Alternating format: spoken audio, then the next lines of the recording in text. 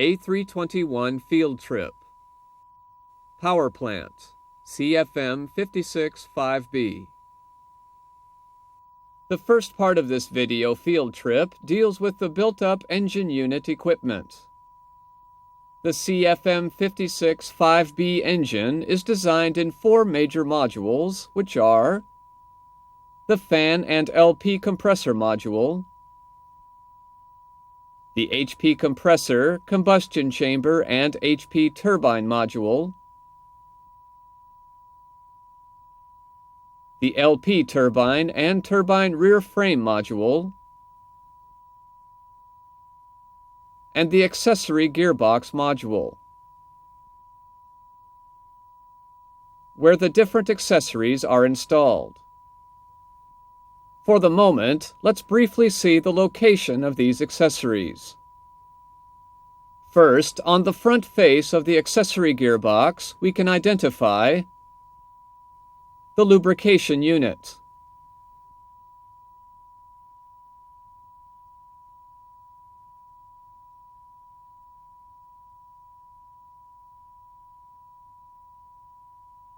the engine-driven hydraulic pump,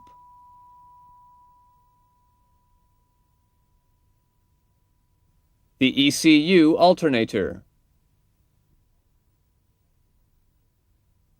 Notice the position of the hand-cranking drive pad used during borescope inspections.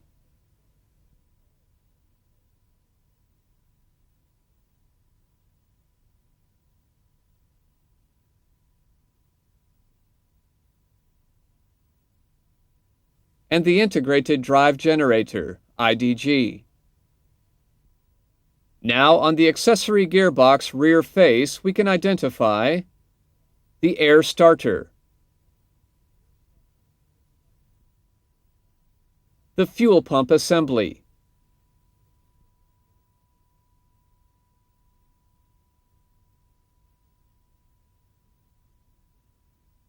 and the N2 speed sensor.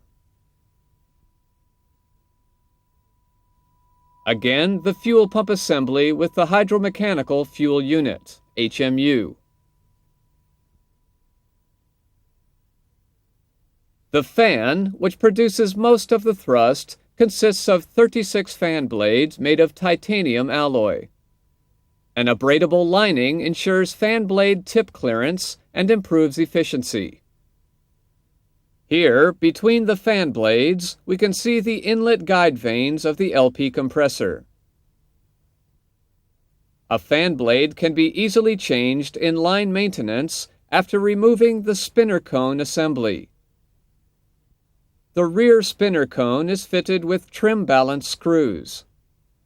A reference mark identifies the position of fan blade number 1.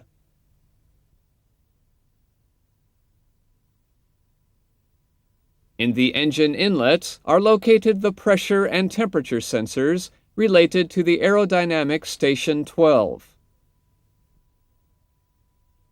which are the PS12 pressure sensors, 3 located at the 1, 4, and 8 o'clock positions.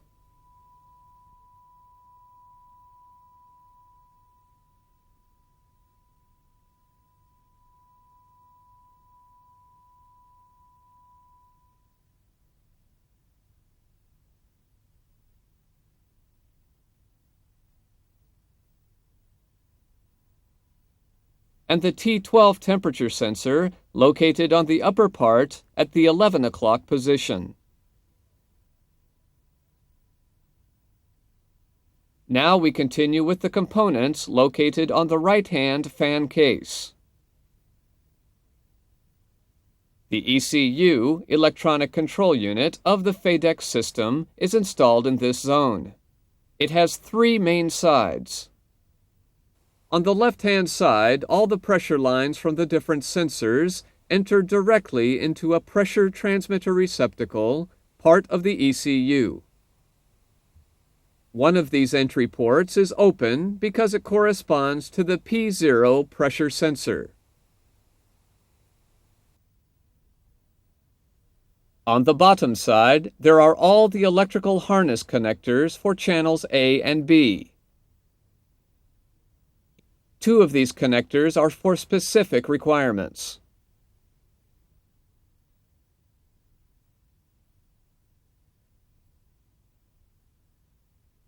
One is used for the engine identification plug and the second for the connection of test equipment.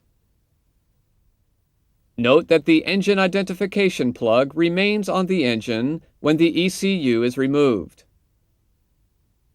This plug contains data characteristics: engine serial number, maximum thrust takeoff, etc. The same characteristics that can be read on the engine identification label plate.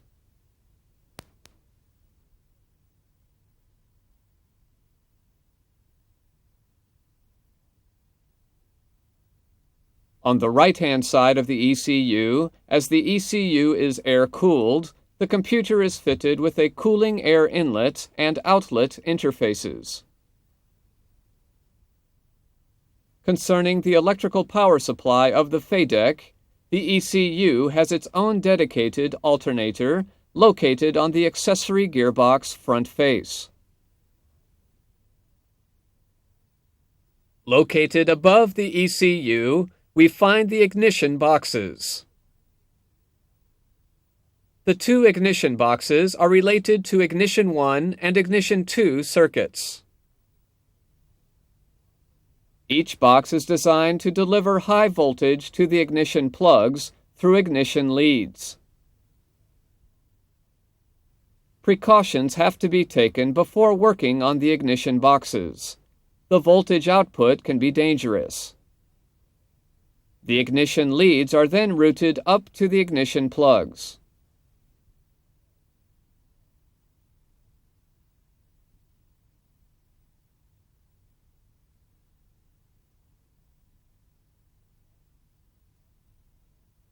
The part of the ignition leads along the engine core zone is fan air-cooled. The air is then discharged at the ignition plug coupling nut through a cooling shroud. There are two ignition plugs, one on the right-hand side of the engine at the 4 o'clock position corresponding to System A, and one on the left-hand side of the engine at the 8 o'clock position corresponding to System B.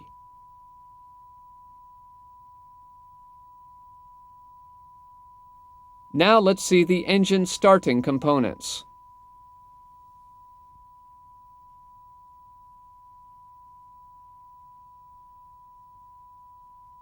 A pneumatic start valve is installed on the duct going to the pneumatic starter located on the accessory gearbox.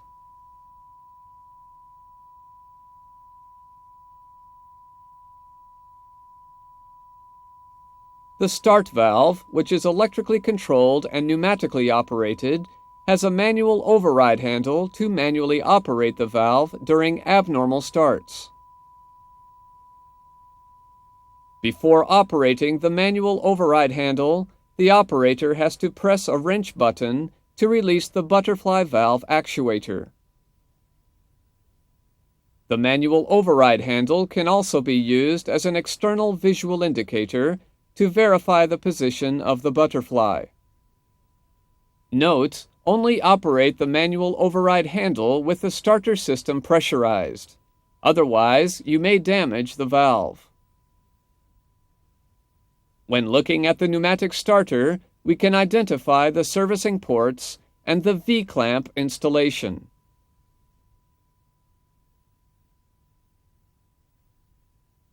Now let's see the engine vibration components. All the engine vibration parameters are collected through a remote charge converter. This converter then sends the vibration signals to the aircraft engine vibration monitoring unit.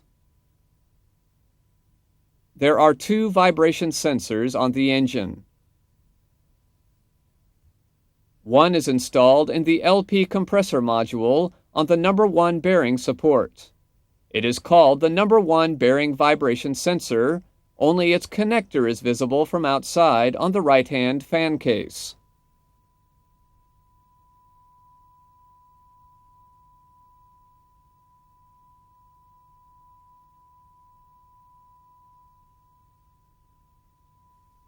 and the second, located on the turbine rear frame, is used as a backup accelerometer in case of failure of the number 1 bearing vibration sensor, which is not line replaceable.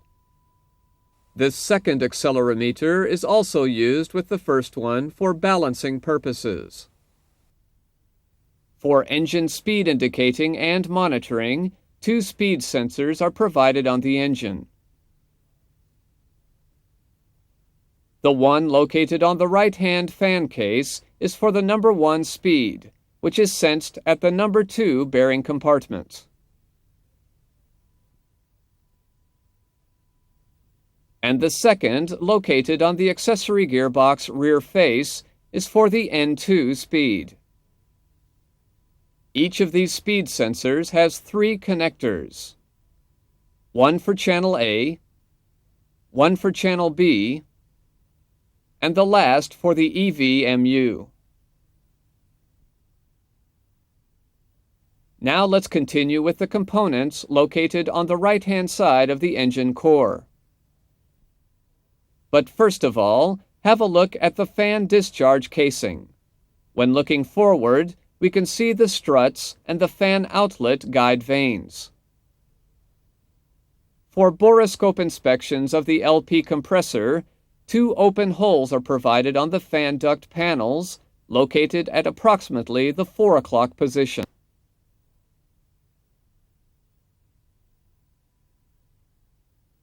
The HP compressor inlet temperature is monitored by the T25 sensor, located on the fan frame compressor case. On the HP compressor case, the engine is equipped with a variable stator vane system for compressor airflow control. The compressor stator vanes are in 4 unison rings. We will see the system in detail later on. Now, when looking at the HP compressor bottom line, we can see borescope ports. There is a borescope port for each stage of the HP compressor. At stages 1 and 2,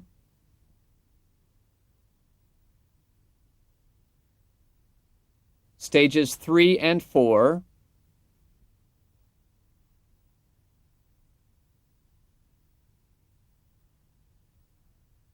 stages 5 and 6,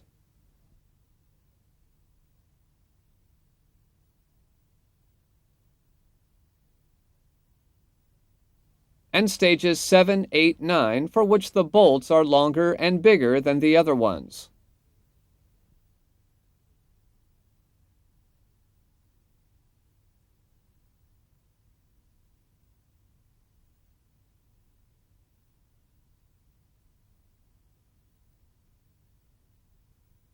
Now we continue with the combustion chamber section. The combustion chamber is equipped with 20 fuel nozzles and 2 ignition plugs. Fuel for combustion is fed by means of 2 fuel manifolds. Each of them supplies 10 nozzles. Each fuel nozzle has a shroud drain line connected to a separated drain manifold. Note that the fuel nozzles installed at a normal place are marked with a blue collar.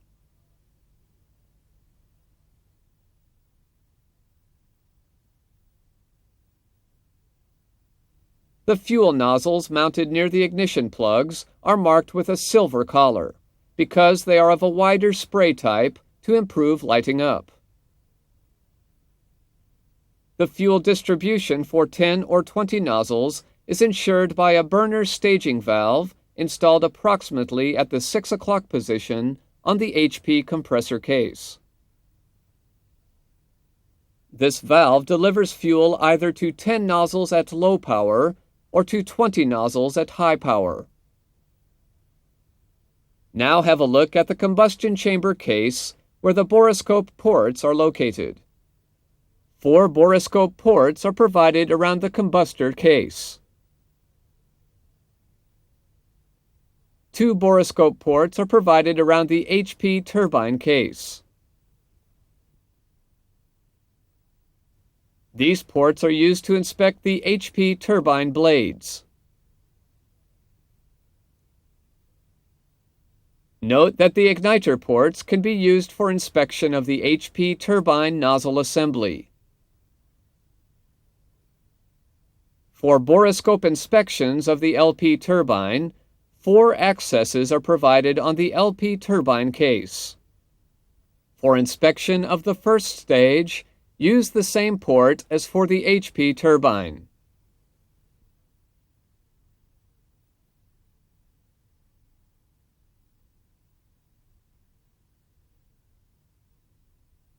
As for the 3 other stages, use the ports along the LP turbine case bottom line.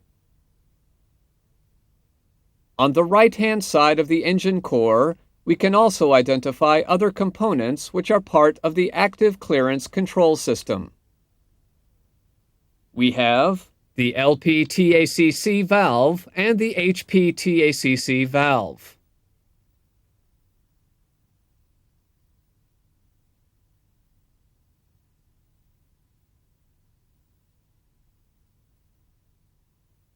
The LP-TACC valve, which uses fan air taken in by a scoop in the C duct for external case cooling of the LP turbine.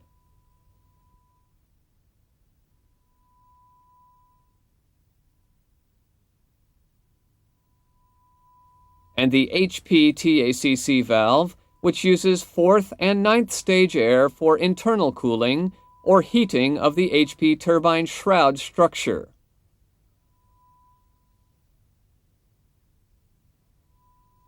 This valve is fitted with a visual open-closed position indicator. The rotor active clearance control valve will be dealt with later with the presentation of the other side. 2 T-case thermocouple sensors are installed on the engine, one on each side for the HP-TACC valve control. When looking at the turbine rear frame, we can see the oil supply and scavenge lines for the aft sump.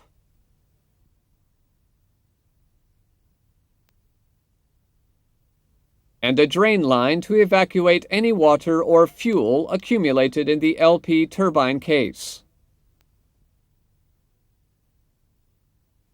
Let's continue our tour around the engine. When walking up to the rear, we can see the center vent tube and inside the flame arrestor.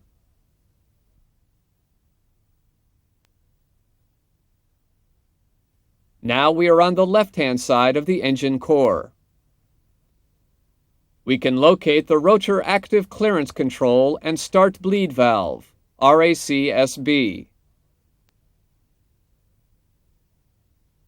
This valve uses 5th stage air to control the HP rotor cavity thermal expansion and 9th stage air to unload the HP compressor during the engine start acceleration. At the top of the engine, 2 attachment mounts are provided for attaching the engine to the wing. The forward mount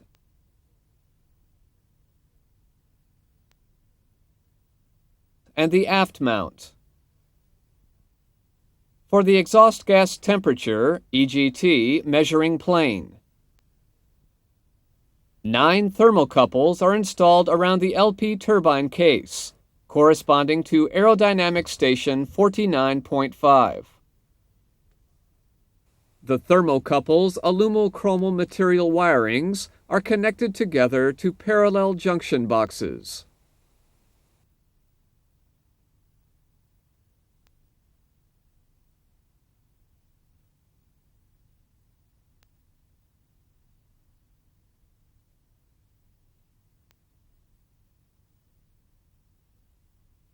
And then to a main junction box.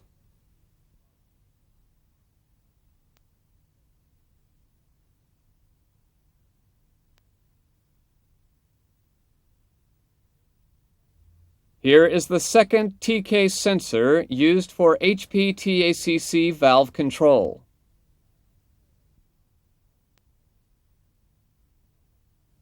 At Aerodynamic Station 3, HP compressor discharge, 2 sensors are provided for temperature and pressure sensing. One is the T3 sensor, located at the 11 o'clock position.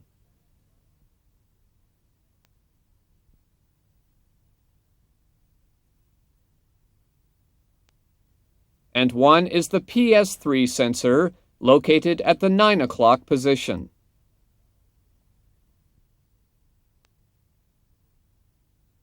On the pneumatic system, 2 customer bleeds are provided from the 5th stage for intermediate pressure and from the 9th stage for high pressure deliveries.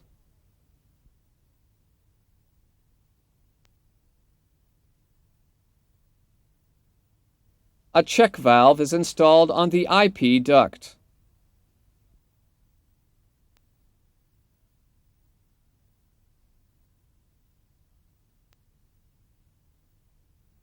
An HP bleed valve is installed on the HP duct.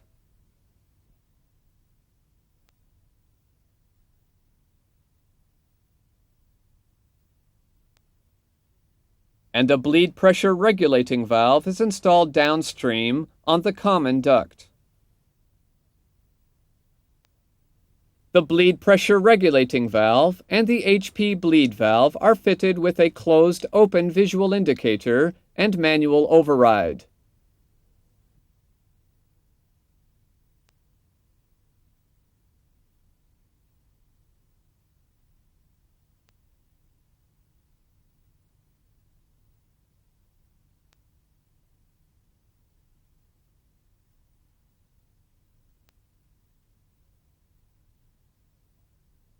For fire detection purposes, there are 2 fire sensing elements installed on the engine core.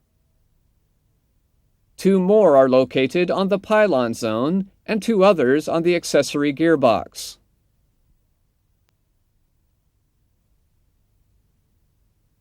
Here is the sensing element of the engine core left side.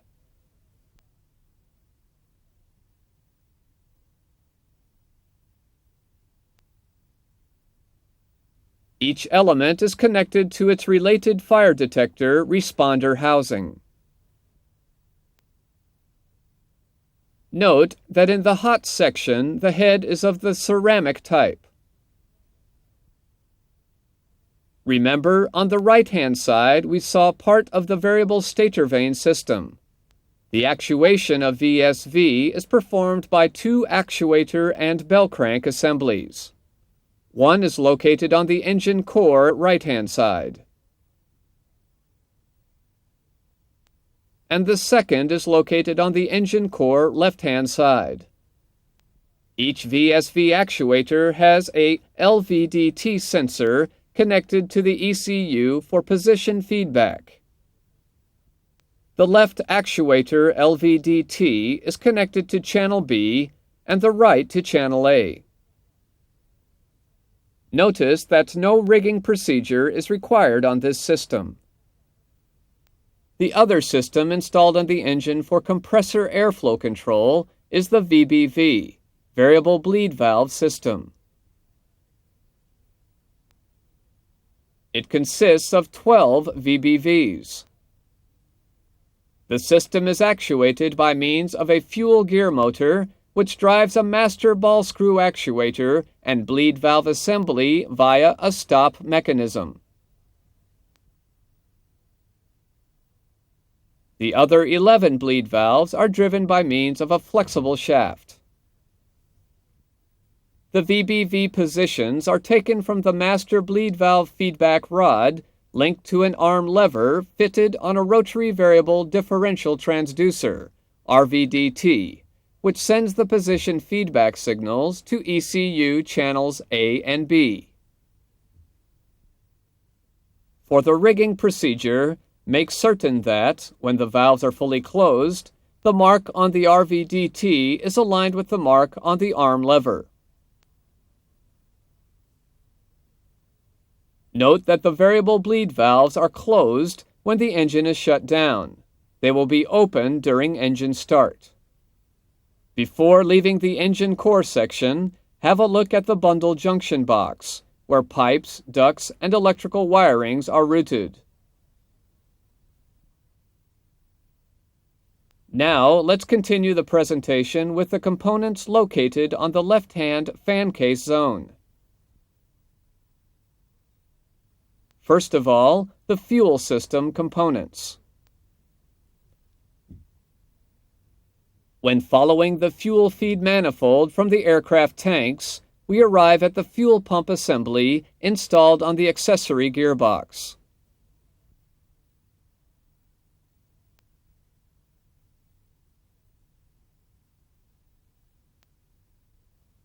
The fuel pump assembly consists of two pumps, LP and HP stages,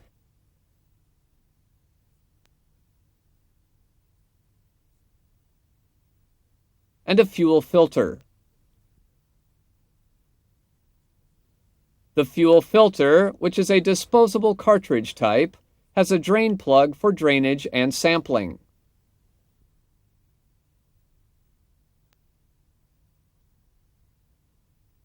For monitoring to detect if the fuel filter is clogged, a fuel filter differential pressure switch is installed at the 9:30 o'clock position of the fan case.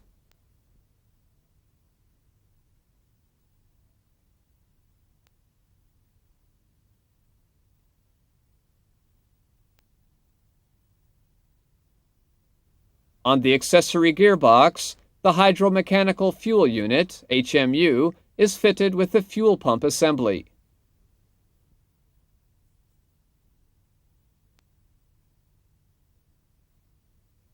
The HMU has several torque motors and solenoids integrated on it, which are not line replaceable.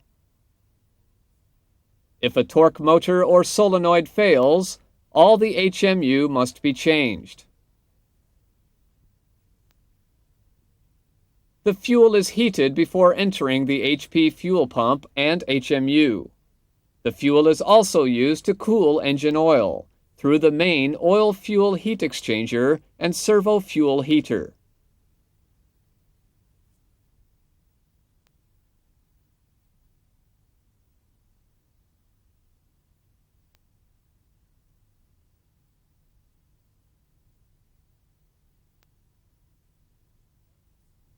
Part of the fuel is used as servo pressure by the HMU for the actuation of subsystems, that is to say, VBVs, VSVs, ACCs, etc. The fuel metered from the HMU then passes through a fuel flow meter.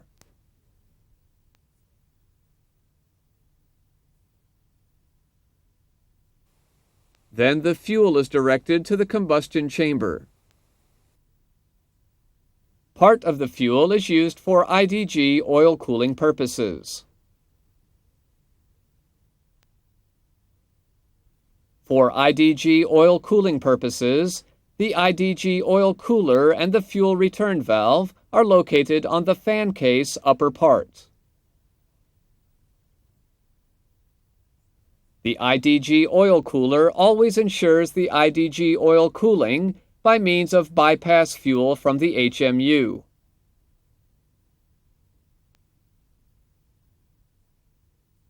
The fuel return valve ensures a fuel recirculation to the aircraft tanks for additional IDG oil cooling under certain aircraft fuel system conditions. And the ECU control depending on the engine oil temperature. An ECU, engine oil temperature sensor, is installed for that reason on the engine oil supply line going to the forward sump bearings.